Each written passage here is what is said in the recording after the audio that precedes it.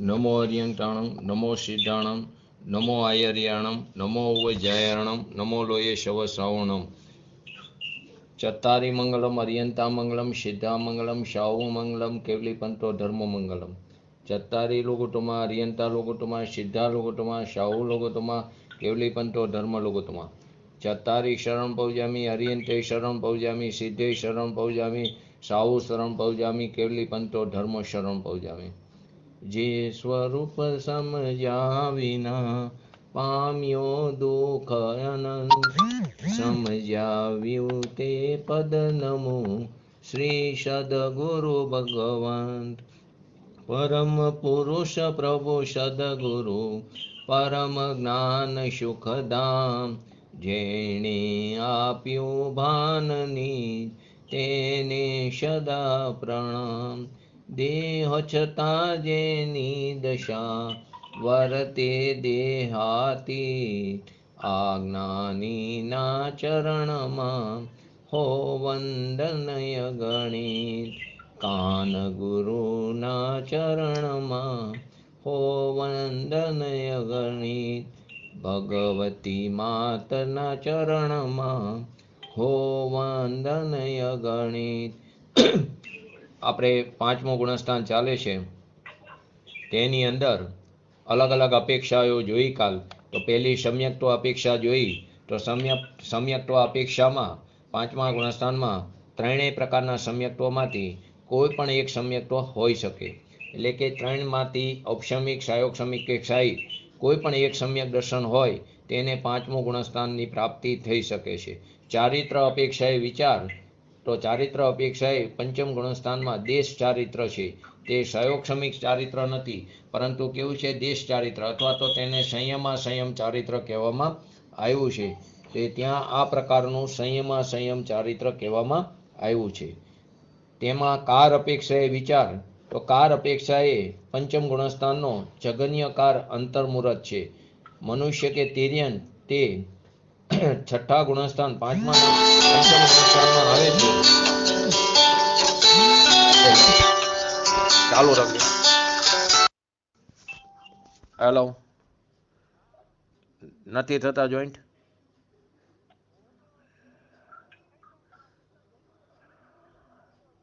હા હા તો અમિતા જૈન ને હા તો એમનો નંબર જોઈન કરી નાખો ને જોઈન્ટ એમને હા હા એડ હો ગયા એડ થઈ ગયા છે ભાઈ હા તો તે પંચમ ગુણસ્થાનમાં કાર અપેક્ષાએ એનો જગન્યકાર અંતર્મુહૂર્ત છે મનુષ્ય કે તિર્યન જીવ તે પંચમ ગુણસ્થાનમાં જ્યારે જાય છે ત્યાં તે ઓછામાં ઓછું એક અંતર્મુહૂર્ત રહેશે તેનાથી ઓછા કારમાં આ ગુણસ્થાન તે અન્ય ગુણસ્થાનમાં ગમન કરતો નથી હા બોલો તમને હા હા ચાલો હા વાંધો નહીં મેહુલભાઈ હા નિકુંજભાઈ ને કરી દો ને મારે નંબર જોવો પડશે હા જેમ કે છઠ્ઠા સાતમા ગુણસ્થાનથી લઈને ઉપરના ચારે ગુણસ્થાનોમાં કારના મરણની અપેક્ષા છઠ્ઠાથી લઈને ઉપસમ શ્રેણીના ચારે ગુણસ્થાન એમાં મરણની અપેક્ષા એક બે સમયનો કાર હોય બીજા ગુણસ્થાનમાં પણ એક બે સમયનો કાર હોઈ શકે પરંતુ પંચમ ગુણસ્થાનનો કાર અંતર્મુહૂર્તથી ઓછો નથી હોતો તેમાં મિનિમમ અંતર્મુહૂર્ત રહેવું પડે છે એનો ઉત્કૃષ્ટ કાર મનુષ્યની અપેક્ષાએ ગર્ભકાર સહિત 8 વર્ષ અને એક પૂર્વ કોટી વર્ષનું એક અંતર્મુહૂર્ત ઓછું તેટલો તેનો ઉત્કૃષ્ટ કાર છે અને સમમૂર્છિત તિર્યંતની અપેક્ષાએ એક પૂર્વ કોટી વર્ષમાં 3 અંતર્મુહૂર્ત ઓછા તેટલો પંચમ ગુણસ્થાનનો ઉત્કૃષ્ટ કાર છે મધ્યમ કાર યથાયોગ્ય જે અંતર્મુહૂર્ત જે જગન્ય કારમાં હતું ત્યાંથી એક સમય એડ કરતા જાઓ અને જે એક પૂર્વ કોટીમાં એક અંતર્મુહૂર્ત ઓછું 8 વર્ષને જે આપણે ગર્ભકાર સહિત 8 વર્ષ અને એક અંતર્મુહૂર્ત પૂર્વ કોટી વર્ષનું લીધું હતું ત્યાં સુધીના જેટલા પણ વચ્ચેના સમય થાય તે બધાને શું કહેવાય મધ્યમ કાર કહેવામાં આવે છે તેનું ગમનાગમન જોયું હતું તો કે ગમનાગમનમાં કોઈ પણ પંચમ ગુણસ્થાનવાળી દ્રવ્યલિંગી મુનિરાજ છે તે પોતાના સ્વભાવનો વિશેષ પુરુષાર્થ કરે તો તે ક્યાં જાય છે સાતમા ગુણસ્થાનમાં જાય છે અને ત્યાંથી તે શ્રેણી ચડી શકે છે, છઠ્ઠામાં એકવાર આવવું પડે છે, પાછો સાતિશ્ય બ્રહ્મ દશામાં જઈને તે શપક કે ઉપશમ શ્રેણી ચડી છે. પરંતુ જો જીવ પાંચમ ગુણસ્થાનમાંથી પાછો આવે તો તે ચોથા ગુણસ્થાનમાં પણ આવે છે, ત્રીજા ગુણસ્થાનમાં પણ આવે. ત્યાં તેને સમ્યક મિથ્યાત્વ પ્રકૃતિનો ઉદય થાય તો તે ત્રીજા ગુણસ્થાનમાં આવે છે. તો ત્યાં ઔપશમિક સમ્યક્ત્વની સાથે હોવું જરૂરી છે. બીજા ગુણસ્થાનમાં આવે ત્યાં તેને દર્શન મૌન્યનો અભાવ છે, પણ અનંતાબંધીના ક્રોધ, માન, માયા, લોભ આ ચારમાંથી કોઈ પણ એકનો ઉદય આવે તો તે બીજા ગુણસ્થાનમાં પણ આવી શકે પાંચમામાંથી, અને પાંચમામાંથી પહેલા ગુણસ્થાનમાં પણ એને મિથ્યાત્વ પ્રકૃતિનો ઉદય થવાથી તે પહેલા ગુણસ્થાનમાં પણ આવે છે. ક્ષાયિક સમ્યક દ્રષ્ટિ તે ચોથાથી નીચે આવતો નથી. આગમન, તો તેનું આગમન ક્યાંથી થાય છે કે છઠ્ઠા ગુણસ્થાન વાળા જે પ્રમથ સંયત ભાવલિંગી જે મુનિરાજ છે તે સીધા પાંચમ ગુણસ્થાનમાં આવે છે. ચોથા ગુણસ્થાન વાળા દ્રવ્યલિંગી મુનિરાજ અથવા તો દ્રવ્યલિંગી શ્રાવક તે પાંચમા ગુણસ્થાનમાં આવે છે. ચોથા ગુણસ્થાનમાં જે સમ્યક દ્રષ્ટિ દ્રવ્યલિંગી મુનિરાજ છે, એક કસાઈ ચોકડીની અભાવરૂપ વિતરાગતા વાળા તે, અથવા તો દ્રવ્યલિંગી શ્રાવક હોય તે અવ્રતી જે દ્રવ્યલિંગી શ્રાવક છે તે પંચમ ગુણસ્થાનમાં આવી શકે છે. ત્રીજું, પહેલા ગુણસ્થાનમાંથી પણ દ્રવ્યલિંગી મિથ્યા દ્રષ્ટિ દ્રવ્યલિંગી મુનિરાજ અથવા તો દ્રવ્યલિંગી શ્રાવક પણ તે સીધા પંચમ ગુણસ્થાનમાં આવે છે. આપણે ગઈકાલે અહીં સુધી લીધું હતું. હવે આની વિશેષ અપેક્ષામાં સ્વાર્થ સિદ્ધિ આદિ એક ભવ જેને એક જ ભવ છે અથવા તો એકાવતારી છે એવા દેવોનું સમ્યક્ત્વ, બાલ બ્રહ્મચર્ય અને દ્વાદશાંગ જ્ઞાનની તત્વની ઉપસ્થિતિમાં તથા તેમની જનસામાન્ય જે 5 પાપ છે તે સ્થૂળ વિષય કસાય, અસીમસી આદિ હિંસાજન્ય ષષ્ઠ કર્મ તેનામાં જોવામાં નથી આવતા, છતાં પણ તે અંતરંગમાં એક જ કસાય ચોકડીના અભાવરૂપ ઉત્પન્ન વિતરાગ થવાથી તેઓ દેશ સંયમ નથી પરંતુ અસંયમી છે. એટલે કે ભલે તે એક અવતારી હોય, સ્વાર્થ સિદ્ધિ વિમાનના દેવો હોય, લોકાંતિક દેવો હોય, દક્ષિણ બાજુના બધા ઇન્દ્રો હોય, શચી ઇન્દ્રાણી હોય, સોમ હોય, યમ હોય, વરુણ હોય, કુબેર હોય, આ જે 4 દ્વારપાલ છે બધા તે નિયમથી એક અવતારી છે. એક જ અવતાર લઈને તે મોક્ષે જવાના છે મનુષ્યનો, અથવા તો બીજા કોઈ પણ દેવો હોય કે જે એક અવતારમાં, બીજામાં નિયમ નથી, પરંતુ આ બધા દક્ષિણના ઇન્દ્રો તે નિયમથી એક જ અવતારી છે. શચી ઇન્દ્રાણી પણ એક અવતારી છે, લોકાંતિક દેવો પણ એક અવતારી છે, સ્વાર્થ સિદ્ધિ વિમાન આદિના દેવો પણ કેવા છે? એક અવતારી છે. આ બધા નિયમથી એક અવતારી છે, પરંતુ તેમાં એક કસાઈ ચોકડીની અભાવરૂપ વિતરાગતા જ હોવાથી તે અસંયમી છે. તે સંયમી દેશ સંયમ તેમને નથી. પરંતુ તેની સાથે જો મનુષ્ય અને તિર્યંચને લો તો તેની બાહ્ય પ્રવૃત્તિ જોવામાં આવે કસાઈજનક, પરંતુ એટલે કે હિંસા આદિ પણ ગ્રહસ્થ દશામાં જોવામાં આવે, પરંતુ અંતરંગમાં એ બુદ્ધિથી હોય છે, પરંતુ અંતરંગમાં સમ્યક દર્શન સહિત 2 કસાઈ ચોકડીની અનુદય અથવા તો અભાવપૂર્વકની જે વિતરાગતા તેનામાં વિદ્યમાન હોવાથી તે દેશ સંયમી છે. 2 પ્રકારના જીવો લીધા કે જે એક અવતારી છે, પરંતુ તેનામાં એક જ કસાઈ ચોકડીની અભાવરૂપ વિતરાગતા હોવાથી તે અસંયમી છે, તે સંયમી નથી, તે દેશ સંયમી નથી. અને બીજો જ લઈ દીધો મનુષ્ય અને તિર્યંચ કે જેને 2 કસાઈ ચોકડીની અભાવરૂપ વિતરાગ પરિણીતિ છે, પરંતુ તેની બાહ્ય પ્રવૃત્તિ તે જોવા મળે, પરંતુ વિતરાગતા 2 કસાઈ ચોકડીની અભાવપૂર્વકની છે, તેથી તે કેવો છે? દેશ સંયમી છે. તેનો અર્થ શું થયો કે 12 અંગનો જે જ્ઞાતા સૌધર્મેન્દ્ર 12 અંગને જાણનારો છે, લોકાંતિક દેવ અથવા તો અહિમિન્દ્ર જીવ જે પોતાના આત્માનો અનુભવ કરીને સુખી જીવન વ્યતીત કરે છે, તેનાથી પણ અતિ અલ્પ જ્ઞાનના ધારક ભૂમિકા યોગ્ય બાહ્ય હિંસાદી પાપથી મ્યુટ કરી દો મોબાઈલ. તેનાથી પણ અતિ અલ્પ જ્ઞાનના ધારક ભૂમિકા યોગ્ય બાહ્ય હિંસા આદિ પાપથી આંશિક વિરત રહેવાવાળા દેશવ્રતી મનુષ્ય તિર્યંચ તે અધિક સુખી જીવન વ્યતીત કરે. શું કીધું? 12 અંગનો ભલે જ્ઞાતા હોય, સૌધર્મ ઇન્દ્ર 12 અંગનો જ્ઞાતા લોકાંતિક દેવ અહિમિન્દ્ર દેવ જે પોતાના આત્માનો અનુભવ કરીને સુખી જીવન એટલે કે આત્માનો શાશ્વત સુખનો તે અનુભૂતિ કરે છે, તેનાથી પણ અતિ અલ્પ જ્ઞાનનો ધારક, ભલે તેને 12 અંગનું જ્ઞાન ન હોય, પરંતુ અલ્પ જ્ઞાન જ હોય, પરંતુ ભૂમિકા યોગ્ય બાહ્ય હિંસાદી પાપથી પણ આંશિક જ તે વિરત રહેવા વાળો છે, તે સંયમી છે. તેથી દેશવ્રતી જે મનુષ્ય અને તિર્યન છે તે એક અવતારી દે સૌધર્મ ઇન્દ્ર આદિ સ્વાર્થસિદ્ધિ વિમાનના દેવો લોકાંતિક દેવ છે તેના કરતાં તે અધિક સુખી જીવન વ્યતીત કરે. 6 ધારામાં આ વાત આવે છે. સ્વાર્થસિદ્ધિ વિમાનના દેવો કરતાં પંચમ ગુણસ્થાનવર્તી તિર્યંચ વધારે સુખી છે. તે આ અપેક્ષાએ તે ઓલો એક અવતારી આ પંચમ ગુણસ્થાનવર્તી જે તિર્યંચ છે તેના ઘણા બધા ભવ થઈ શકે, છતાં પણ તેને અત્યારે જે ભૂમિકા છે તે પ્રમાણે તેને વધારે સુખી કહેવામાં આવ્યો. કેમ કે ટોલાને એક કસાઈ ચોકડીની અભાવરૂપ વિતરાગતા છે, આને 2 કસાઈ ચોકડીની અભાવરૂપ વિતરાગતા છે. તો તેના ઉપરથી શું નિયમ થયો? સુખનો સીધો સંબંધ વ્યક્ત વિતરાગતાથી છે. સુખનો, શાશ્વત સુખનો સીધો સંબંધ શું થયો? જે વિતરાગતા વ્યક્ત થાય છે તેના સાથે જ તેનો સીધો સંબંધ છે.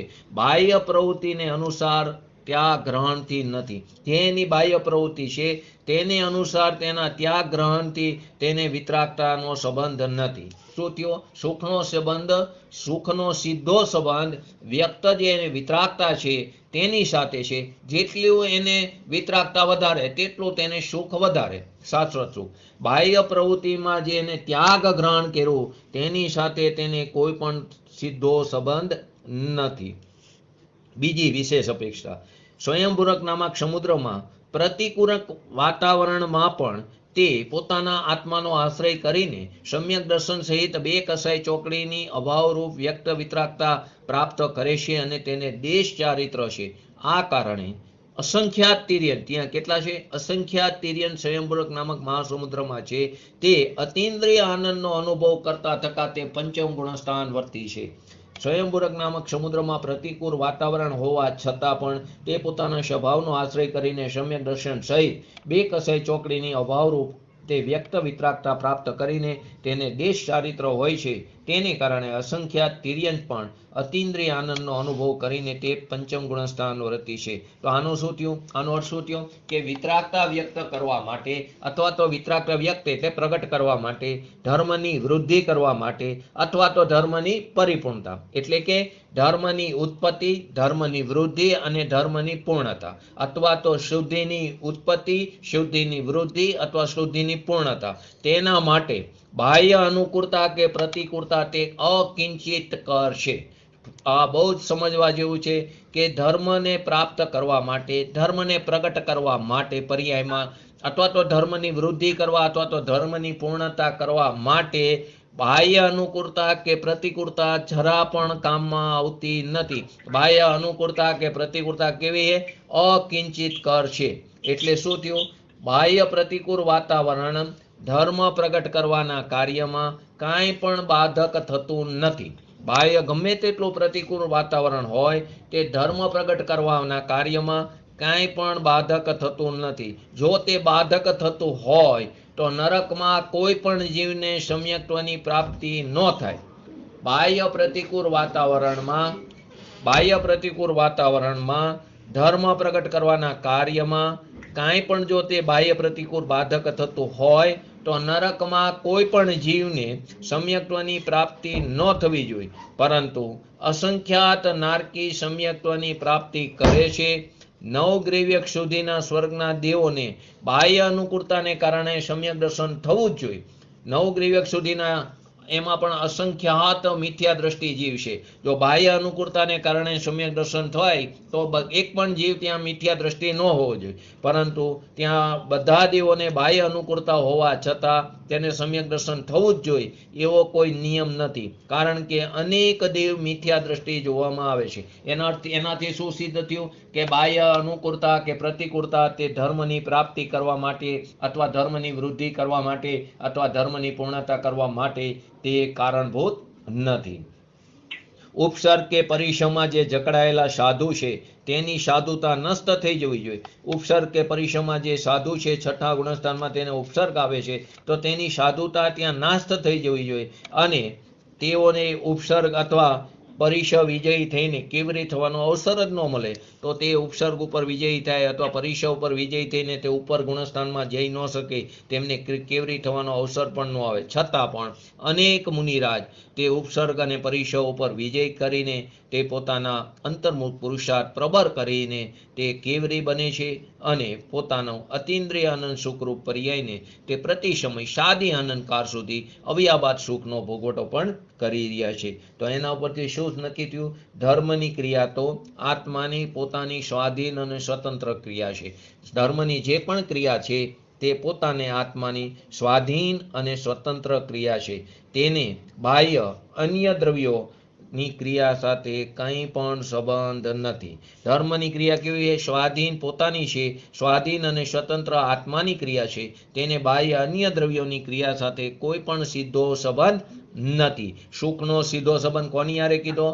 વ્યક્ત વિતરાગતા સાથે છે. તેને બાહ્ય પ્રવૃત્તિ સાથે કોઈ પણ એનો ત્યાગ ગ્રહણ સાથે કોઈ પણ સંબંધ નથી. બાહ્ય પ્રતિકૂળ વાતાવરણમાં ધર્મ પ્રગટ કરવાના કાર્યમાં જો બાહ્યનું પ્રતિકૂળ વાતાવરણ જો બાધક થતું હોય તો નરકમાં કોઈ પણ જીવને સમ્યક દર્શનની પ્રાપ્તિ ન થાય. પરંતુ ત્યાં પણ સાતમી નરકમાં અસંખ્યાત નારકી, સાતમી નરકના નારકી તે પણ પોતાના આત્માના આશ્રયે સમ્યક દર્શનની પ્રાપ્તિ કરી શકે છે. તેવી જ રીતે જો અનુકૂળ વાતાવરણમાં એટલે કે અનુકૂળ સંયોગોમાં જો ધર્મની એટલે બાહ્ય અનુકૂળતાને કારણે જો ધર્મ પ્રગટ થતો હોય તો 9મી ગ્રીવેક સુધીના બધા દેવોને સમ્યક દર્શન થવું જોઈએ. પરંતુ ત્યાં બધા જ દેવોને સમ્યક દર્શન થાય એવો કોઈ નિયમ નથી. કેમ કે તે 9મી ગ્રીવેક સુધી અસંખ્યાત મિથ્યા દ્રષ્ટિ દેવો છે. કેમ કે આપણે પણ 9મી ગ્રીવેક સુધી 31 સાગરોપમનું આયુષ્ય આપણે પણ અનંતવાર ભોગવીને આવ્યા. કેટલું ભોગવીને આવ્યા કે આપણે જેટલી મુનિ દીક્ષા લીધી તો એ કમંડરનો ઢગલો કરી ઊંધો તો ક્યાં સુધી જાય? મેરુ પર્વત જેટલો જાય છે. એટલી વાર આપણે દીક્ષા ધારણ કરી છે, પરંતુ આત્માનો અનુભવ ન કર્યો. જે અપૂર્વ કાર્ય થવું જોઈએ તે પ્રગટ ન કર્યું, તેને કારણે સંસારમાં રખડી છે. તેને હિસાબે શું નક્કી થયું? ધર્મની ક્રિયા તો કેવી? આત્માની પોતાની સ્વતંત્ર અને સ્વાધીન ક્રિયા છે. તેમાં કોઈ અન્ય દ્રવ્યની ક્રિયા સાથે તેને સંબંધ નથી. અહીં શબ્દ બે આવે છે, સંયમા સંયમી. સંયમા સંયમી એટલે સંયમ વત્તા અસંયમ. તો પહેલો શબ્દ જે સંયમ છે તે કેવો છે? આદિ દીપક છે. આદિ દીપક એટલે પંચમ ગુણસ્થાનમાં તેની શરૂઆત સંયમ શબ્દની થઈ. તો તે ત્યાંથી લઈને તે છેલ્લે સુધી સંયમ શબ્દ એને પ્રકાશિત કરે છે. આદિ દીપક એટલે હોલમાં એક શરૂઆતમાં એક દીવો મૂક્યો હોય હોલના શરૂઆતમાં, તો એ દીવો ઠેઠ સુધી પ્રકાશિત કરે, તેને આદિ દીપક કહેવાય.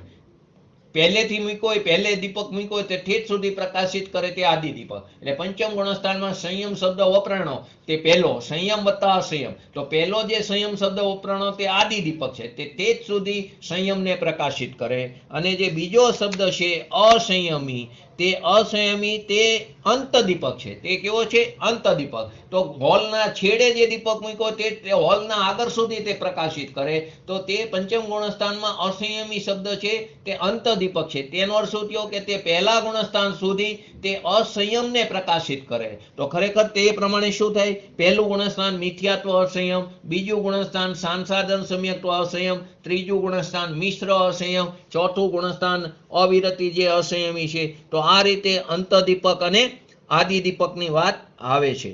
ચૈતન્ય અને અચૈતન્યને પણ ચૈતન્ય અને અચૈતન્યની સાથે અનેકાંત દોષ આવતો નથી. કેમ કે અહીં પ્રશ્ન શું થાય છે કે અસંયત પણ છે અને સંયત પણ, એટલે કે સંયમી પણ છે અને અસંયમી છે. તો બંનેને સાથે રહેવામાં વિરોધ ન આવે? એવો પ્રસંગ ઊભો ન થાય? તો કે જેવી રીતે ચૈતન્ય અને અચૈતન્ય બે સાથે રહે છે તે પ્રમાણમાં તેમાં વિરોધ નથી આવતો. કેમ કે ચૈતન્ય અને અચૈતન્ય તે બે ગુણ નથી. ગુણ હોય તો કેવા હોય? સ્વભાવી હોય. ગુણ હોય તો કેવા હોય? સ્વભાવી હોય. પરંતુ તે સ્વભાવી નથી, માટે તેમાં બંને એક સાથે જોવામાં આવતા નથી.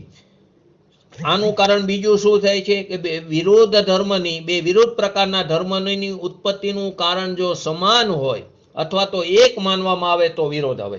બંને પ્રકારના વિરોધ ધર્મની યુગલોની ઉત્પત્તિનું કારણ જો એક હોય અથવા તો સમાન હોય તો વિરોધ આવે. પરંતુ અહીંયા સંયમ ભાવ અને અસંયમ ભાવ આ બંનેને એક આત્મામાં સ્વીકાર કરી લેવામાં કોઈ પણ પ્રકારનો વિરોધ નથી, કેમ કે અહીં સંયમ પણ છે અને અસંયમ પણ છે. તો એક જ આત્મામાં બંનેનો સ્વીકાર કરી લેવા છતાં કોઈ પણ પ્રકારનો વિરોધ આવતો નથી, કારણ કે બંનેની ઉત્પત્તિનું કારણ ભિન્ન ભિન્ન છે.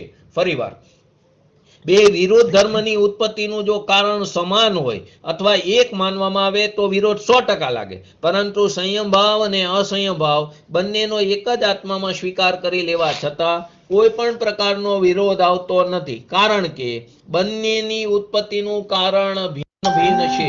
તો કે સંયમ ભાવની ઉત્પત્તિનું કારણ કોણ છે? સંયમ ભાવની ઉત્પત્તિનું કારણ તે ત્રસ હિંસાથી વિરતિ ભાવ છે.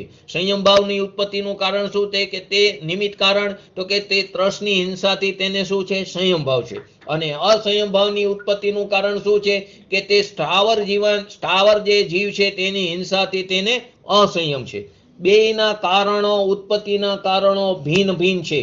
સંયમ ભાવની ઉત્પત્તિનું કારણ ત્રસ હિંસાથી તેને વિરતિ ભાવ એટલે કે સંયમ ભાવ છે, અને અસંયમ ભાવની ઉત્પત્તિનું કારણ તેને સ્થાવર હિંસાથી કેવો છે? અસંયમ છે. માટે બંનેને સાથે રહેવામાં કોઈ પણ પ્રકારનો વિરોધ નથી. હવે શંકા ઉત્પન્ન થઈ, ઔદયિક આદિ 5 ભાવમાંથી કયા ભાવના આશ્રયથી સંયમ ભાવ ઉત્પન્ન થાય? ઔદયિક આદિ 5 ભાવમાંથી, જો ચારિત્ર જુદી વસ્તુ છે, ભાવ જુદી વસ્તુ છે, તો ઔદયિક આદિ જે 5 ભાવ છે, અસાધારણ ભાવ, ઔદયિક ભાવ, ઔપશમિક ભાવ, ક્ષાયોક્ષમિક ભાવ, ક્ષાયિક ભાવ, પરંપરાણામિક ભાવ, એ 5 ભાવમાંથી કયા ભાવના આશ્રયે આ પંચમ ગુણસ્થાન સંયમ ચારિત્ર ભાવ ઉત્પન્ન થાય છે? કે સંયમ ભાવ તે ક્ષાયોક્ષમિક ભાવ છે. ક્ષાયોક્ષમિક ચારિત્ર જુદી વસ્તુ છે. સંયમ ભાવ કેવો છે? ક્ષાયોક્ષમિક છે. આપણે ગઈકાલે પણ લીધું કે અપ્રત્યાખ્યાન જે કસાય છે તેના સર્વઘાતી, વર્તમાનમાં સર્વઘાતી સ્પર્ધકોનો ઉદયાભાવી ક્ષય, અને આગામી કાળમાં તે જ સ્પર્ધકો ઉદયમાં આવવા યોગ્ય છે તેનો સદવસ્તારૂપ ઉપશમ, અને પ્રત્યાખ્યાન જે કસાય છે તેના ઉદયથી સંયમ રૂપ ચારિત્રની ઉત્પત્તિ થાય છે. માટે સંયમ ભાવ કેવો છે? ક્ષાયોક્ષમિક. તો ફરીવાર, એને કેમ ક્ષાયોક્ષમિક કીધું? ભાવ ક્ષાયોક્ષમિક છે, ચારિત્ર તો સંયમ જ છે. કેમ ભાવ ક્ષાયોક્ષમિક છે? કે અપ્રત્યાખ્યાન જે કસાય છે તેના સર્વઘાતી સ્પર્ધકોનો ઉદયાભાવી ક્ષય, અને તે જ સ્પર્ધકોનો આગામી કાળમાં ઉદયમાં આવવા યોગ્ય તે જ સ્પર્ધકોનું સદવસ્તારૂપ ઉપશમ, અને વર્તમાનમાં પ્રત્યાખ્યાન વર્ણ કસાયના ઉદયથી જે સંયમ ચારિત્ર ઉત્પન્ન થાય છે.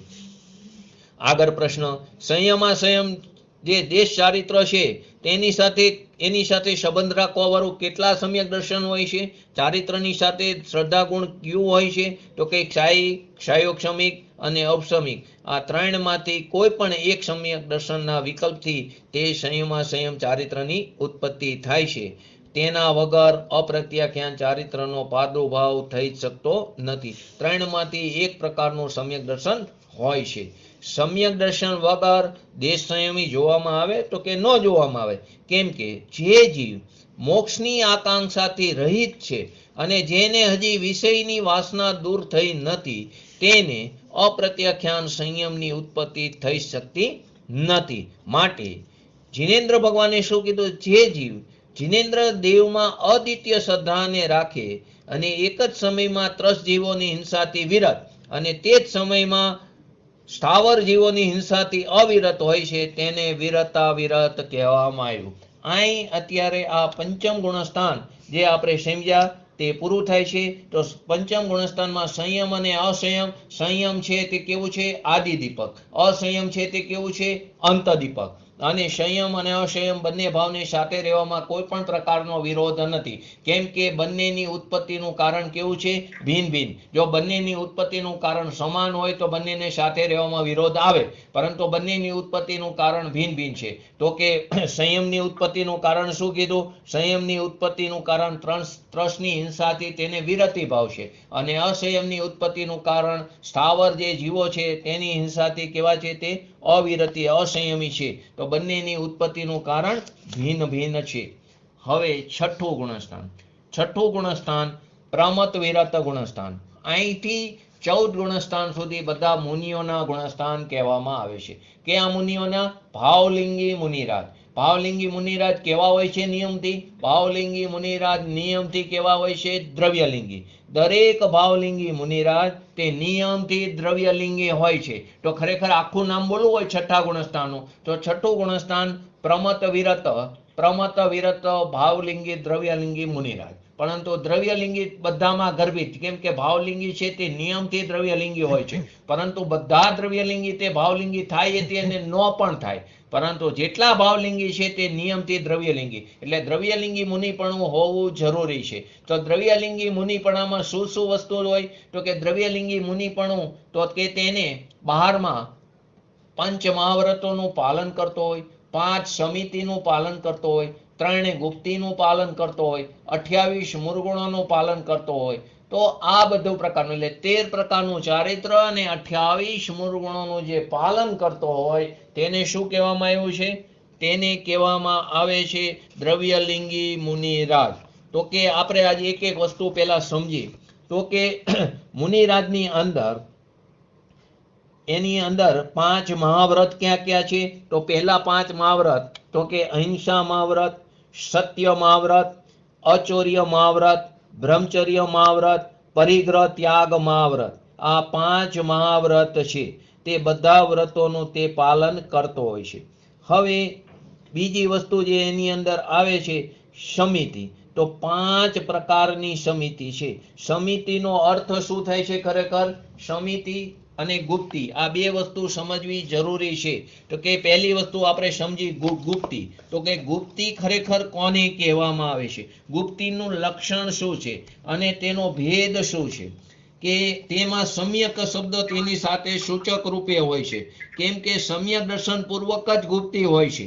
ગુપ્તી કેવી હોય? સમ્યક દર્શન પૂર્વક જ હોય છે.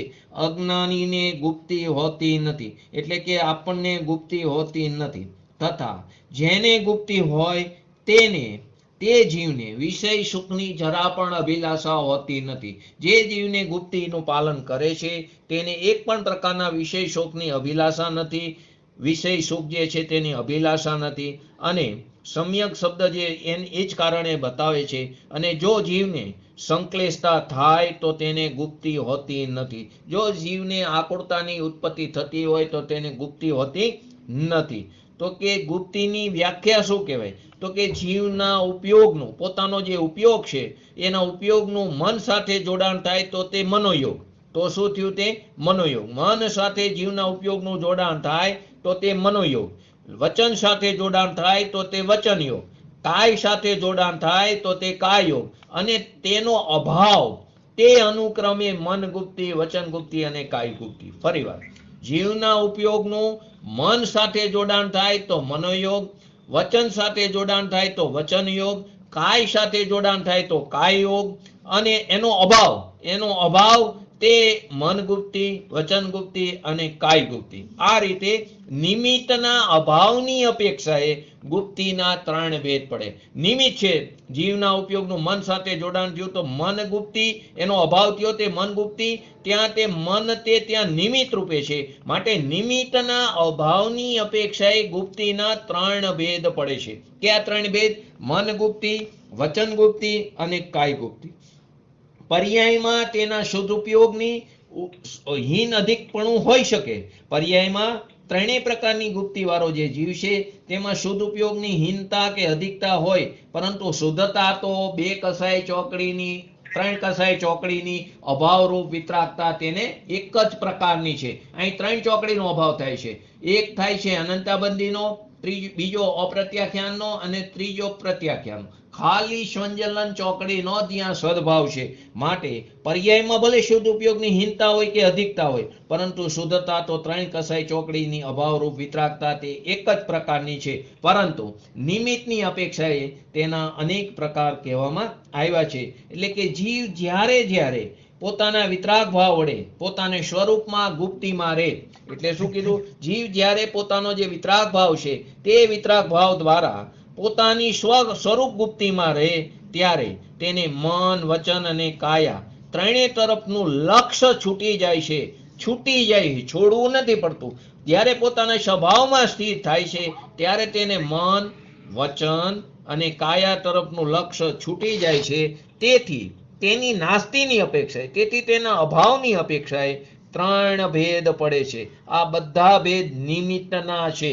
આ બધા ભેદ શેના છે? નિમિત્તના. ફરીવાર, જીવ જ્યારે પોતાના વિતરાગ ભાવ વડે પોતાના સ્વરૂપમાં જે સ્થિર રહેશે ત્યારે તેનું લક્ષ્ય મન તરફથી, વચન તરફથી, કાય તરફથી છૂટી જાય છે. તેથી તે નાસ્તિની અપેક્ષાએ તેના ત્રણ ભેદ પડે છે. અને આ બધા ભેદ કોના છે? તે બધા ભેદ નિમિત્તના છે. હવે તો કે આ બધી તો વ્યવહાર ગુપ્તિ થઈ. મન, વચન, તો કે નિશ્ચય ગુપ્તિ પણ સાથે કહેવાય. તો કે જે પોતાના મોહ, રાગ, દ્વેષને દૂર કરીને પોતાના સ્વભાવમાં સારી રીતે સ્થિત થાય, જે પોતાના બધા પ્રકારના મોહ, રાગ, દ્વેષને દૂર કરીને ખંડ રહિત એટલે અખંડ એવો અદ્વૈત પોતાનો જે ચૈતન્ય સ્વભાવ છે તેની અંદર સ્થિર થાય, તે નિશ્ચય મનોગુપ્તિ છે.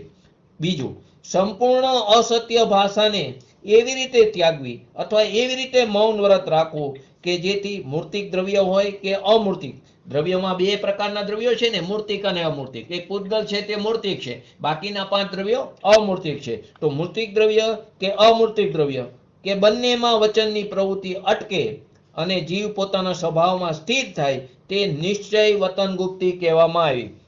એટલે શું કીધું? સંપૂર્ણ અસત્ય ભાષાને એવી રીતે ત્યાગે અથવા એવી રીતે મૌન વ્રત રાખે જેથી મૂર્તિક દ્રવ્ય કે અમૂર્તિક દ્રવ્ય અથવા બંનેમાં વચનની પ્રવૃત્તિ અટકી જાય અને પોતાના સ્વભાવમાં સ્થિર થાય, તેને નિશ્ચય વચન ગુપ્તિ કહેવામાં આવી. ત્રીજી, સંયમધારી જે મુનિ છે જ્યારે પોતાના આત્મ સ્વરૂપમાં ચૈતન્યમય શરીરથી જળ શરીરનું ભેદ જ્ઞાન કરે.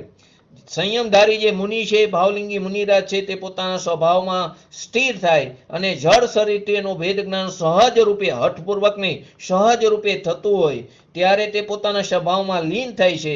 ત્યારે અંતરંગમાં પોતાની આત્માની ઉત્કૃષ્ટ એની નિશ્ચલપણું પ્રાપ્ત થાય છે, તેને કાય ગુપ્તિ કહેવામાં આવી.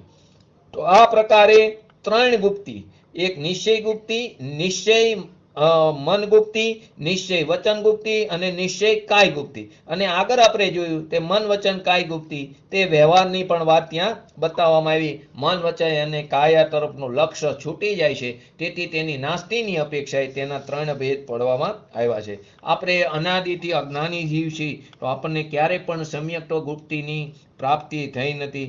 અનેક વાર દ્રવ્યલિંગી મુનિ થયા, અનેક વાર જીવો શુભ ઉપયોગ રૂપ ગુપ્તિ સમિતિ વગેરેનું નિરતિચાર પાલન કર્યું. આપણે અનેક વાર દ્રવ્યલિંગી મુનિ થઈને ગુપ્તિ સમિતિનું, પરંતુ શુભ ઉપયોગ રૂપ, શુદ્ધ ઉપયોગ રૂપ પાલન કર્યું નથી. કેમ કે સમ્યકપણું પ્રાપ્ત થયું નથી. એટલે શુભ ઉપયોગ રૂપ ગુપ્તિ કે સમિતિનું પાલન કર્યું, પરંતુ સમ્યક દર્શન પ્રાપ્ત કર્યા વગર કોઈ પણ જીવને સમ્યક ગુપ્તિ થઈ શકતી નથી. અને સમ્યક ગુપ્તિ થઈ શકતી નથી એટલે ભવભ્રમણ પણ ટળતું નથી. માટે સૌથી પહેલું સમ્યક દર્શન પ્રગટ કરીને ક્રમે ક્રમે આગળ વધીને સમ્યક ગુપ્તિ પ્રગટ કરવી જોઈએ.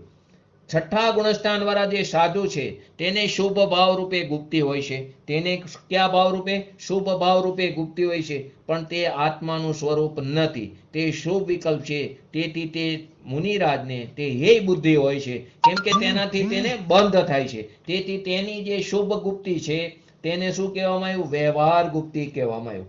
છઠ્ઠા ગુણસ્થાન વાળા સાધુને શુભ ભાવરૂપ ગુપ્તિ પણ હોય છે, પણ તે આત્માનું ખરેખર સ્વરૂપ નથી, તે શુભ વિકલ્પ છે.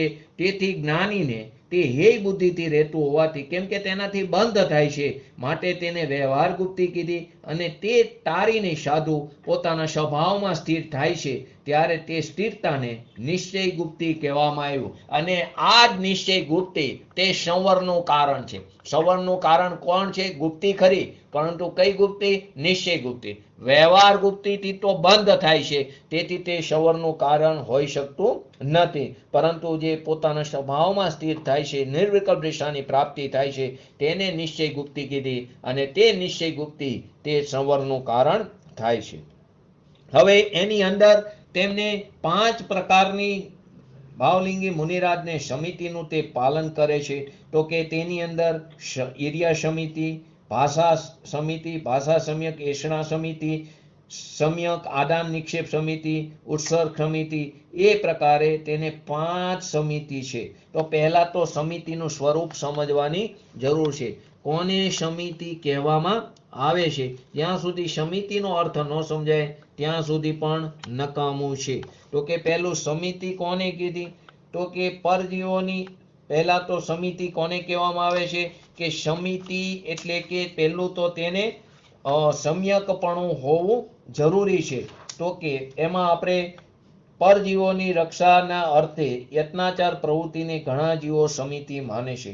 પરજીવોની રક્ષાને કારણે જે પ્રવૃત્તિ કરે છે તેને ઘણા જીવો સમિતિ માને છે, પરંતુ તે યથાર્થ નથી. કેમ કે હિંસાના પરિણામોથી તો પાપનો બંધ પડે છે, અને જો રક્ષા કરી તો રક્ષાના પરિણામથી જો સંવર થતો હોય તો પુણ્ય બંધનું કારણ કોણ રહે? જો હિંસાના પરિણામથી પાપનો બંધ પડે અને રક્ષાના પરિણામથી જો સંવરનો બંધ પડતો હોય તો પુણ્ય બંધનું કારણ કોણ થાય? વળી એશના સમિતિમાં તે અર્થ પણ તે ખરેખર ઘટતો નથી. ત્યાં કોઈ પણ પરજીવની રક્ષાનું પ્રયોજન નથી. તો પછી સમિતિનું ખરેખર સ્વરૂપ શું કહેવાય?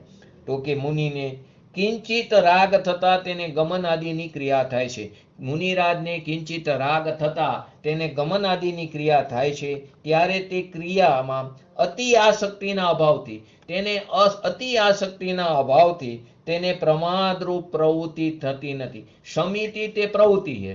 સમિતિ તે પ્રવૃત્તિ અને ગુપ્તિ છે નિવૃત્તિ. ફરીવાર, સમિતિ છે તે પ્રવૃત્તિ છે અને ગુપ્તિ છે તે નિવૃત્તિ એટલે કે અભાવ, અને સમિતિમાં પ્રવૃત્તિ છે. તો કે તેને અતિ આસક્તિના અભાવથી તેને પ્રમાદરૂપ પ્રવૃત્તિ થતી નથી. તે બીજા જીવોને દુઃખી કરીને તે પોતાનું ગમન આદિનું પ્રયોજન સાધતા નથી. તેથી તેમનાથી સ્વયં દયા પડી જાય. તે દયા પારવાનો અંદર અભિપ્રાય નથી, એવો ભાવ નથી, પરંતુ એમનાથી દયા સ્વયં પડી જાય છે. એ પ્રમાણે તે સાચી સમિતિ કહેવામાં આવે છે. શું કીધું? ફરીવાર, મુનિને કિંચિત રાગ થતા ગમન આદિની ક્રિયા થાય છે. ત્યારે તે ક્રિયામાં અતિ આસક્તિના અભાવથી તેમને પણ પ્રમાદરૂપ પ્રવૃત્તિ થતી નથી. પ્રમાદ એટલે સ્વરૂપની અસાવધાની પૂર્વકની તેમને પ્રવૃત્તિ થતી નથી. તે બીજા જીવોને દુઃખી કરીને પોતાનું ગમન આદિનું પ્રયોજન તે સાધતા નથી. તેથી તેમનાથી સ્વયં દયા પડી જાય. તેને ખરેખર સાચી સમિતિ કહેવામાં આવી. જે ગુપ્તિ છે તે નિવૃત્ત સ્વરૂપી છે અને સમિતિ છે તે પ્રવૃત્તિ સ્વરૂપ છે. સમ્યક દ્રષ્ટિને સમિતિમાં જેટલા અંશે વિતરાગ ભાવ છે તેટલા અંશે સંવર, અને જેટલા અંશે ત્યાં રાગ ભાવ પ્રવર્તે છે તેટલા અંશે બંધ. ફરીવાર, ગુપ્તિ જે છે તે નિવૃત્ત સ્વરૂપ છે અને સમિતિ છે તે પ્રવૃત્તિ સ્વરૂપ છે. સમ્યક દ્રષ્ટિને સમિતિમાં જેટલા અંશે વિતરાગ ભાવ પ્રગટ થાય છે તેટલા અંશે તે સંવરનું કારણ છે, અને જેટલા અંશે રાગ છે તેટલા અંશે તેને શું થાય છે? બંધ થાય છે. એટલે સમ્યક દ્રષ્ટિ જીવો જાણે છે કે આત્મા પરજીવોને હણી શકતો નથી, પદ્રવ્યોનું કાંઈ કરી શકતો નથી, તે ભાષા બોલી શકે નહીં, શરીરનું હલનચલન કરી શકતો નથી. શરીર ચાલવા લાયક હોય ત્યારે શરીર તે પોતાની ક્રિયાવર્તી શક્તિને કારણે ક્ષેત્રથી ક્ષેત્રાંતર થાય છે ત્યારે તે સ્વયં ચાલે છે. પરમાણુ ભાષા રૂપે પરિણમવાના હોય તો ભાષા વર્ગના રૂપે પરિણમવાના હોય તો તે સ્વયં પરિણમે છે. અને જીવ તેના આયુષ્યની યોગ્યતા પ્રમાણે જીવે કે મરે, જીવની જે આયુષ્યની યોગ્યતા છે તે પ્રમાણે તે જીવ મરે છે કે જીવે છે. પણ તે કાર્ય વખતે પોતાની જે જીવ છે તે પોતાની યોગ્યતા અનુસાર તેને રાગ હોય છે એટલો નિમિત્ત નૈમિત્તિક સંબંધ છે. બંને વચ્ચે કેવો સંબંધ છે? નિમિત્ત નૈમિત્તિક. તે વખતે તે જીવનો રાગ તે જ પ્રકારનો હોય છે, તે જોઈને ચાલવાનો રાગ એને હોય છે તે પ્રકારનો. તેથી તે જીવને તે જ પ્રકારનો રાગ હોય છે એટલે તેને એટલો નિમિત્ત નૈમિત્તિક સંબંધ છે. તેથી નિમિત્તની અપેક્ષાએ સમિતિના 5 પ્રકારના ભેદ પડે છે. ઉપાદાનમાં કોઈ પણ પ્રકારનો ભેદ પડતો નથી. એની સામે મિથ્યા દ્રષ્ટિ જીવ એમ માને છે કે હું પરજીવોને બચાવી શકું, હું પરદ્રવ્યોનું કંઈ કરી શકું, તેથી તેને સમિતિ હોતી જ નથી. દ્રવ્યલિંગી મુનિરાજ જે આપણે પણ અનંતવાર ભોગવીને આવ્યા છીએ તેમાં શુભ ઉપયોગ રૂપ સમિતિ હોય છે, પરંતુ તે સમ્યક સમિતિ નથી, માટે તે સંવરનું કારણ નથી. તે શુભ ઉપયોગને જો ધર્મ માને તે મુનિરાજ, દ્રવ્યલિંગી મુનિરાજ, તો તે મિથ્યા દ્રષ્ટિ કહેવામાં આવે છે. અને આવા મિથ્યા દર્શન પૂર્વક આપણે 9મી ગ્રીવક સુધી 31 સાગરોપમનું આયુષ્ય ભોગવીને આવ્યા, પરંતુ એકવાર આપણા આત્મા તરફ દ્રષ્ટિ ન કરી, એકવાર આપણા સ્વભાવનો સ્વીકાર, સત્કાર કે આદર કર્યો નહીં. એને કારણે આપણે સંસારમાં રખડી છીએ. તો કે હવે આ 5 જે સમિતિ છે તે 5 સમિતિના નામ શું છે? મુનિરાજના જીવનમાં મુનિની પ્રવૃત્તિ, આહાર, વિહાર આદિ ક્રિયા એવા પ્રકારથી કરવામાં આવે છે. જેમાં કઈ 5 સમિતિ છે? ઈર્યા સમિતિ પહેલી, બીજી ભાષા સમિતિ, ત્રીજી એષણા સમિતિ, ચોથી આદાન નિક્ષેપણ સમિતિ અને પ્રતિષ્ઠાપન 5મી સમિતિ. એટલે ઈર્યા સમિતિ એટલે શું? કે જે સ્થાન જે પ્રાસુક છે એટલે કે જીવ રહિત છે એવા સ્થાને ચાલવું. ઈર્યા સમિતિ એટલે કે જે સ્થાન જીવોથી રહિત છે, એટલે કે કયા જીવોથી? સ્થૂળ જીવોથી. સૂક્ષ્મ જીવો તો એમ નહીં દેખાય નહીં, એટલે નિગુઢના જીવો, એને સૂક્ષ્મ જીવો તો દેખાતા નથી, પરંતુ જે સ્થૂળ જીવો છે તેનાથી રહિત છે એવા સ્થાને તે 4 હાથ જમીન જોઈને ચાલે. તે 4 હાથ જમીન જોઈને ચાલે છે કે જે સ્થાન જીવ રહિત છે એવા સ્થાને ચાલે છે. તેને શું કહેવામાં આવ્યું? ઈર્યા સમિતિ. બીજી ભાષા સમિતિ. તો ભાષા સમિતિમાં હિત, મિત અને પ્રિય 3 વસ્તુ. હિતકારી વચન બોલે અથવા મિતકારી વચન બોલે અથવા પ્રિય વચન બોલે છે, એટલે કે બીજાની નિંદા કરવી, અપશબ્દ બોલવા, લાગી આવે એમ બોલવું વગેરે ભાવો પણ તેમને આવતા નથી.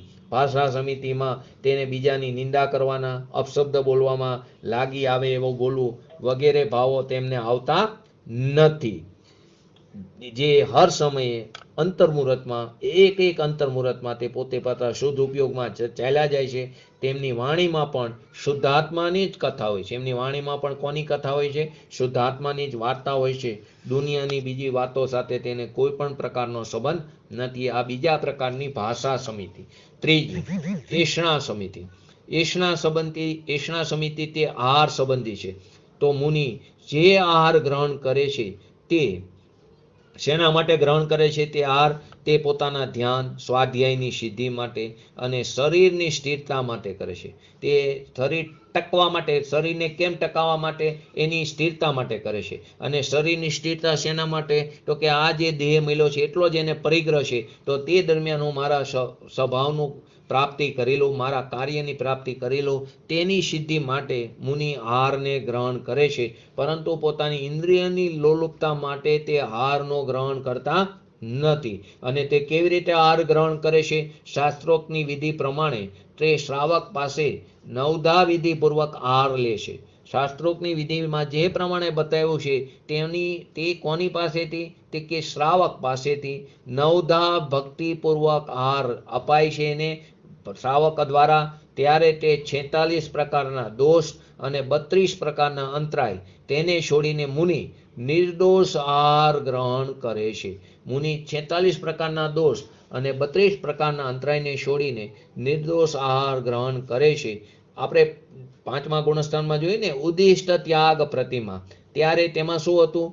તે જીવો તેમના ઉદ્દેશથી તેમના માટે બનાવેલો આહાર પણ ગ્રહણ કરતા નથી. ઉદ્દિષ્ટ ત્યાગ પ્રતિમાની અંદર આ વસ્તુ પણ આવી ગઈ હતી. તે પોતાના માટે બનાવેલો આહાર ગ્રહણ કરતા નથી. પ્રાણ જાય તો પણ તે પોતાના માટેનો આહાર ગ્રહણ કરતા નથી. એનો શું થયું? તેમને માટે બનાવેલા એટલે કે સ્થાનમાં પણ રહેતા નથી, કેમ કે તેમાં હિંસાની અનુમોદનાનો દોષ લાગે છે. આ એષણા સમિતિ. હવે ચોથી સમિતિ, આ તો મુનિ છે તેઓને પણ ઉદ્દિષ્ટ આહારનો ત્યાગ હોય છે. ચોથી સમિતિ આદાન નિક્ષેપણ સમિતિ. આદાન નિક્ષેપણ સમિતિમાં મુનિ પોતાની આંખોથી જોઈ જેટલું દેખાય તે તપાસીને પીછીથી, એની સાથે મોરપીછ છે ને, મોરપીછીથી હળવે હાથે સાફ કરી કોઈ પણ વસ્તુ એટલે કે શાસ્ત્ર, કમંડર આદિ ઉપાડે છે અને મૂકે છે. કાં તો તેને ઉપાડે અથવા મૂકે તો પીછીથી પહેલા તે જગ્યાને હળવે હાથે સાફ કરે અને પછી ત્યાં ઉપાડે કે મૂકે. જેનો અર્થ શું થાય છે? કે ત્યાં રહેલા જીવોની હિંસાથી તે સ્થૂળ જીવોની હિંસાથી તે બચે. 5મી પ્રતિષ્ઠાપન સમિતિ. તેનો અર્થ શું છે? કે હરિતકાય રહિત અને ત્રસકાય રહિત, એટલે કે સ્થાવર અને ત્રસકાય રહિત સ્થાન ઉપર શરીરના. સ્થાવરમાં પણ હરિતકાય એટલે કે વનસ્પતિકાય, એ દેખાય, બાકીના સ્થાવરો તો દેખાતા નથી. એટલે હરિતકાય રહિત અને ત્રસકાય રહિત સ્થાન ઉપર શરીરનું જે એના મલમૂત્ર છે તેનું તે ક્ષેપણ કરે છે. તે પ્રતિષ્ઠાપન સમિતિ. આવા મુનિરાજને 5 સમિતિ, 3 ગુપ્તિ, 5 મહાવ્રતો અને 28 મૂળગુણોનું પાલન કરે છે. તો કે તે સ્પર્શેન્દ્રિય વિજય, રસનો વિજય, રસેન્દ્રિયનો વિજય, ઢાણેન્દ્રિયનો વિજય, ચક્ષુન્દ્રિયનો વિજય અને કણેન્દ્રિયનો વિજય એવા 5 પ્રકારના ઇન્દ્રિય વિજય તેમને કહ્યા છે. તેઓ મુનિ પાંચે પ્રકારની જે ઇન્દ્રિયો છે તેને પોતાના કાબુમાં એટલે કે વશ કરે છે, તેને જીતેલા છે. તેને જીતેન્દ્રિય કીધું. આવે છે ને ત્રીજા પાઠમાં પ્રતિક્રમણમાં તેને શું કીધું? જીતેન્દ્રિય કીધું. તે ઇન્દ્રિયના વિષયોમાં આસક્ત થતા નથી, તેઓને રાગ પણ નથી કે દ્વેષ પણ નથી. તે મધ્યસ્થ ભાવે, સાક્ષી ભાવે, વિતરાગ ભાવે તે પ્રવર્તન કરે છે. મુનિઓના 6 પ્રકારના આવશ્યક એટલે કે પ્રમાદ આવવા દેતા મુનિ ષષ્ઠ આવશ્યક મુનિ જીવનમાં પ્રમાદ આવવા દેતા નથી. તેના પ્રત્યે તે કર્તવ્ય રાખે છે, છતાં પણ પ્રમાદ મુનિ જીવનમાં જ હોય છે. તે આપણે પ્રમાદના ભેદો આગળ સમજશું. તો કે તેના જે 28 મૂળ ગુણો છે તે આ પ્રકારે છે. ક્યાં ક્યાં એના મૂળ ગુણો છે? 28 મૂળ ગુણોમાં 7 મૂળ ગુણો, 5 મહાવ્રત, 5 સમિતિ, 3 ગુપ્તિ, 5 ઇન્દ્રિય વિજય, આ બધું આવી ગયું. જે બાકીના જે 7 નામ છે તે ક્યાં ક્યાં છે? સામાયિક, ચતુર્વિષ્ટિ સવન, ત્રીજું વંદના, ચોથું પ્રતિક્રમણ, પાંચમું પ્રત્યાખ્યાન અને છઠ્ઠું કાર્યોસક. અને બાકીના 7 મૂળ ગુણો જે ક્યાં ક્યાં છે? કેશલોસ, વસ્ત્ર ત્યાગ, નગ્નત્વ, અસ્નાન અથવા તો સ્નાનનો ત્યાગ, ભૂમિશયન, અદંત ધોવન અને સ્થિતિ ભોજન એટલે કે ઊભા કરપાત્રોમાં આહાર લેવો. અને 7મું એક વખત એટલે એક જ વખત આહારને ગ્રહણ કરવું. ફરીવાર 6 આવશ્યકના નામ બતાવ્યા જે પ્રતિક્રમણના પહેલા પાઠમાં આવે: સામાયિક, ચતુર્વિષ્ટિ સવન, વનના, પ્રતિક્રમણ, પ્રત્યાખ્યાન અને કાર્યોસક. પછી તેના 7 મૂળ ગુણો લીધા. તો કે ક્યાં ક્યાં? કેશલોચ, વસ્ત્ર ત્યાગ, અસ્નાન એટલે કે સ્નાન ત્યાગ, ભૂમિશયન, અદંત ધોવન, સ્થિતિ ભોજન અને એક ભક્ત. તો આ 7 ને 6 13 થયા. બાકીના 15 ક્યાં ક્યાં? તો 5 મહાવ્રત, 5 સમિતિ અને 5 ઇન્દ્રિયોનો વિજય. એટલે ટોટલ 15, 6 આવશ્યક 21 અને 7 આ મૂળ ગુણો. આવા ટોટલ તે 28 મૂળ ગુણોનું તે પાલન કરે છે. મુનિઓના આચાર સંબંધે અનેક નિયમ છે અને તે નિયમનું તે કડક પાલન કરે. આપણે મિલિટરીમાં પણ જોઈએ છે ને, મિલિટરીમાં જે તાલીમ લે અથવા પોલીસમાં પણ તાલીમ લે તે વ્યક્તિને કડક શિસ્ત અને કાયદાનું પાલન કરવું પડે છે. તેમાં તેમને કષ્ટ પડે, પરંતુ મુનિ જીવન તે કષ્ટદાયક નથી. તે તો સતત પોતાના સ્વભાવના આશ્રય આત્મિક આનંદનો તે ઉપભોગ કરતો રહે છે. તેમાં તેને કષ્ટ નથી, કેમ કે તે જીવને ઇન્દ્રિયના વિષયમાં રસ જ નથી. તે દેહ અને રાગથી ભિન્ન એવો પોતાનો જે સ્વભાવ છે તેની અંદર તે સ્થિર થઈને તે સાદી આનંદકાળ સુધી જે અવ્યાભાત સુખનો ભોગવટો થઈ શકે તેવી દશાને પ્રાપ્ત કરવા તે પોતાનો સ્વભાવનો આશ્રય લઈને તે પુરુષાર્થને પ્રબળ કરે છે. તેથી મુનિ યોગ્ય ક્રિયામાં તેમને કોઈ પણ પ્રકારનું કષ્ટ લાગતું નથી, બળજબરી થતી નથી. તે નિયમથી તેનું કડક રીતે તે પાલન કરે, ક્યાંય પણ તેમાં અતિચાર આવવા દેતા નથી, એમાં શિથિલતા આવવા દેતા નથી. તો આ પ્રમાણે જે 28 મૂળ ગુણોનું નિરતિચાર પાલન કરનારો જીવ છે એ જ્યારે પોતાની સ્વસન્મુખતા કરે, આ તો હજી દ્રવ્યલિંગી મુનિરાજ કીધું. હવે જ્યારે તે પોતાના સ્વભાવની સ્વસન્મુખતા કરે અને શુદ્ધ ઉપયોગમાં આવે અને પોતાની આત્માની સ્થિરતા વધારી 3 કસાઈ ચોકડીની અભાવરૂપ વિતરાગતા પ્રાપ્ત કરે, ત્યારે તેને 7મું અપ્રમત્ત ગુણસ્થાન પ્રાપ્ત થાય. સીધું 7મું થાય, 6ઠું ન આવે સીધું. પહેલા 7મામાં જાય અને 7મામાંથી પછી તે 6ઠ્ઠામાં આવે છે. તો કે 7મા ગુણસ્થાનનો જે સદુપયોગનો કાર છે તે કેટલો છે? અલ્પ છે, એક અંતર્મુહૂર્ત છે. પછી તે જે નિયમથી ક્યાં આવે? 6ઠ્ઠા ગુણસ્થાનમાં આવે છે. અને આ શુભ ઉપયોગનો કાર તેની અંદર શું કરે છે? તેમાં અધ્યયન કરે છે, અધ્યાપન કરે છે, આહાર આદિ અધ્યાપન કરે, અધ્યયન પણ કરે, આહાર આદિ વિહાર આદિની ક્રિયા પણ થાય છે. અને પાછું તે અંતર્મુહૂર્તની અંદર તે 7મું ગુણસ્થાનને પ્રાપ્ત કરે છે. આમ નિરંતર 6ઠ્ઠું અને 7મું ગુણસ્થાન તેને ઝૂલતા રહે છે, પ્રાપ્ત થતા રહે છે. આચાર્ય, ઉપાધ્યાય અને સાધુ તે હંમેશા 6ઠ્ઠા અને 7મા ગુણસ્થાનની વચ્ચે ઝૂલે છે. મુનિ હોય કે વ્રતિક શ્રાવક હોય, કોઈ પણ 6ઠ્ઠા 7મા ગુણસ્થાનમાં ઝૂલતા મુનિરાજ હોય કે વ્રતિ 5મા ગુણસ્થાન વાળા શ્રાવક હોય, તેની અંતરંગની વિતરાગતા અને ગુણસ્થાન તે કે બાહ્ય દેખાતા નથી. તેની આંતરિક વિતરાગતા કે એના ગુણસ્થાન તે બહાર દેખાતા નથી, પરંતુ તેના પરિણામોમાં ચડ ઉતર થયા જ રાખે છે. તેમ તે ઉપરના ગુણસ્થાનથી નીચેમાં ને નીચેમાંથી પાછો પુરુષાર્થ કરીને ઉપરના ગુણસ્થાનમાં તેમનું ગમનાગમન ચાલુ રહે છે. માટે મુનિઓનું ગુણસ્થાન અને સમ્યક્ત્વની પરીક્ષા કરવી તે આપણું કર્તવ્ય નથી. મુનિઓનું ગુણસ્થાન અને તેને સમ્યક્ત્વની પરીક્ષા કરવી તે આપણું કર્તવ્ય નથી. તે મુનિ વ્રત તે 28 મૂળગણોનું, 5 મહાવ્રતોનું, 5 સમિતિનું, 3 ગુપ્તીનું, ભલે વ્યવહાર ગુપ્તી હોય, વ્યવહાર સમિતિ હોય, પરંતુ તેનું તે યથાર્થ રીતે પાલન કરે છે.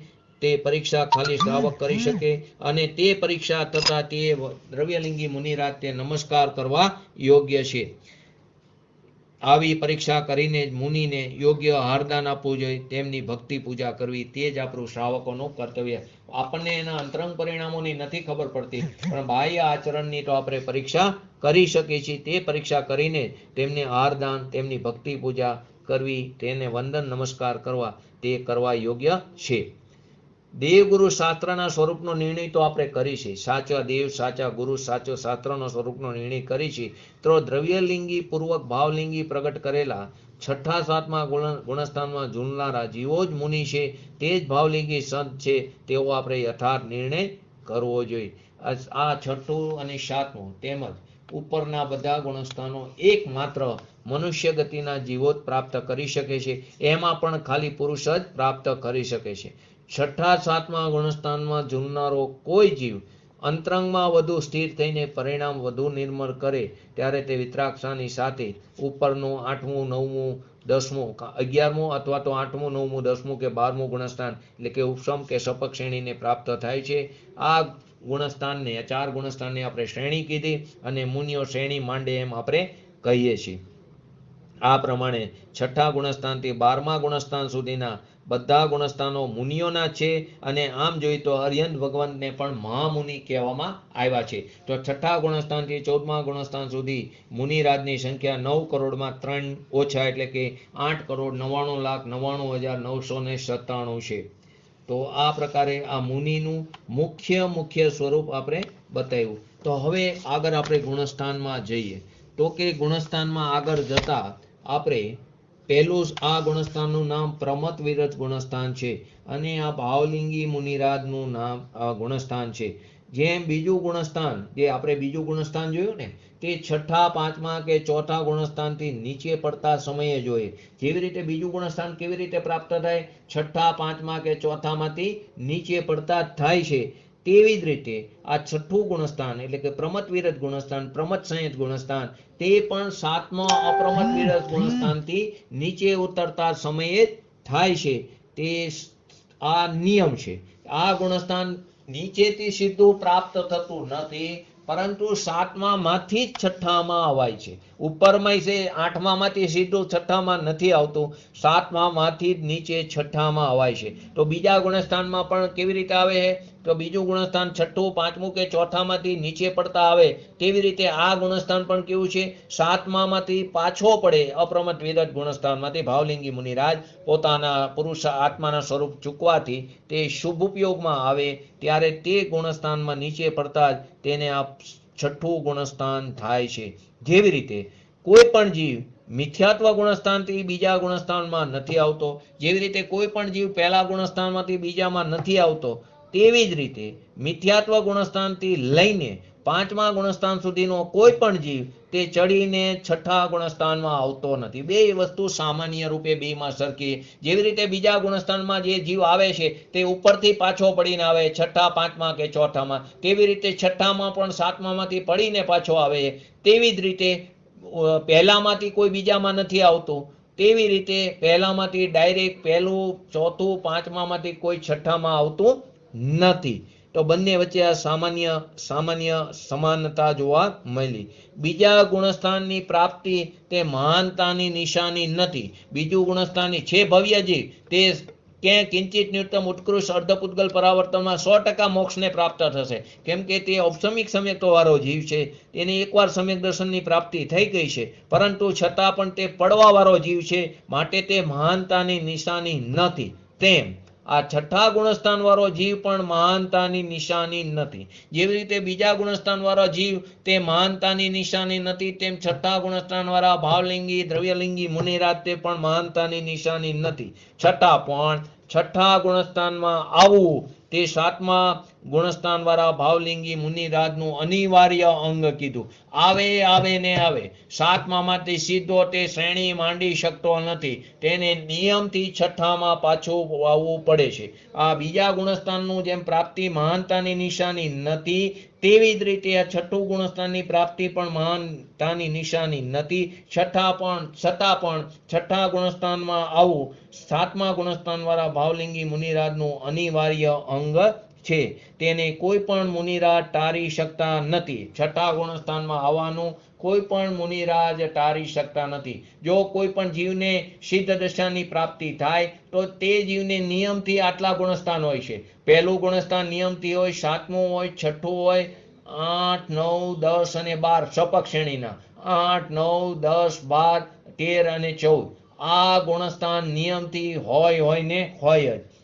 હવે આગળ બીજા ગુણસ્થાનની અપેક્ષાએ આ ગુણસ્થાનની વિશેષતા એ છે કે સાધારણ ગુણસ્થાનમાંથી જીવ નિયમથી નીચે પડે છે પહેલા ગુણસ્થાનમાં, પરંતુ છઠ્ઠા ગુણસ્થાનમાંથી જીવ ઉપર જઈ શકે છે પોતાના પુરુષાર્થથી. પ્રમથની જે છઠ્ઠું ગુણસ્થાન પ્રમથ વિરત પ્રમથ સંયત ગુણસ્થાન છે, તે નીચેના કોઈ પણ ગુણસ્થાનમાં જવા માટેનો ત્રિકાર નિયમ નથી. તે પોતાના સ્વભાવના આશ્રય પુરુષાર્થ કરીને તે પાછો સાતમામાં જઈ શકે, પરંતુ બીજામાંથી તો પુરુષાર્થ કરે તોય પણ ઉપર નથી જઈ શકતો, તે નિયમથી નીચે આવે છે. તો આ બંને વચ્ચેની વિશેષતા બતાવવામાં આવી.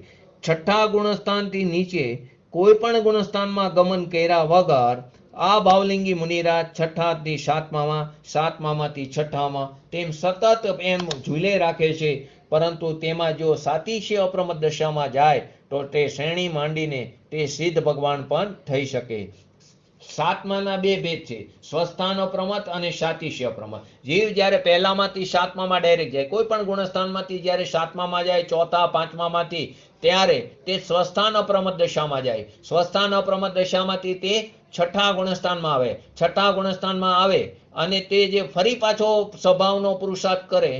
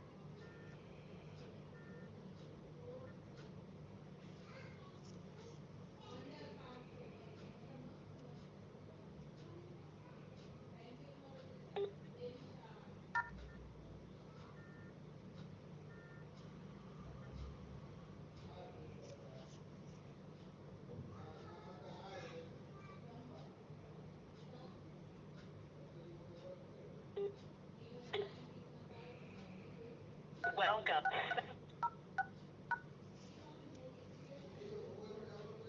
If you are the host, press star now. Otherwise, please wait and you will be joined into the conference.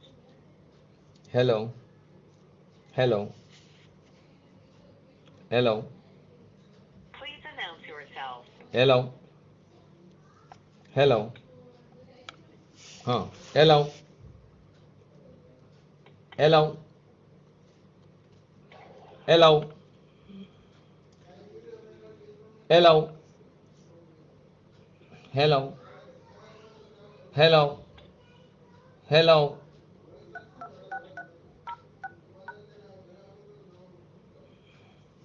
Hello Input is invalid. Hello hello hello hello hello હા બોલો. હા જોઈન્ટ થઈ ગયો. છઠ્ઠા ગુણસ્થાનથી કોઈ પણ ગુણસ્થાનમાં ગમન કર્યા વગર આ ભાવલિંગી મુનિરાજ છઠ્ઠાથી સાતમામાં, સાતમામાંથી છઠ્ઠામાં આવે. સાતમાના બે ભેદ પડે, સ્વસ્થાન અને સાતિશ્ય.